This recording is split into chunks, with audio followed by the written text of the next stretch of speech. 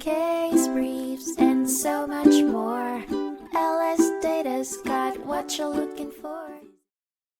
In 2008, the Idaho Supreme Court heard a case involving a dispute between Stuart Mackay and Four Rivers Packing Company. The conflict centered around an alleged oral contract for long-term employment and a disability discrimination claim. Mackay, who has type 2 diabetes, accused Four Rivers of terminating his employment without notice due to his condition. The company denied both offering a long-term contract and terminating him on the basis of his diabetes. The district court initially granted Four Rivers' motion for summary judgment, leading Mackay to appeal. The Idaho Supreme Court considered whether the alleged oral contract was valid under Idaho law, which stipulates that contracts not able to be performed within a year must be in writing. The court also examined whether the district court made an error in assessing Mackay's disability discrimination claim. Ultimately, the Idaho Supreme Court determined that the alleged oral contract did not fall within the state's statute of frauds, and that there were material issues of fact that called the summary judgment into question. The court also found that Mackay provided sufficient evidence to support his claim of disability discrimination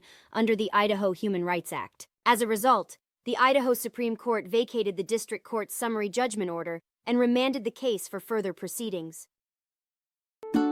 Case briefs and so much more.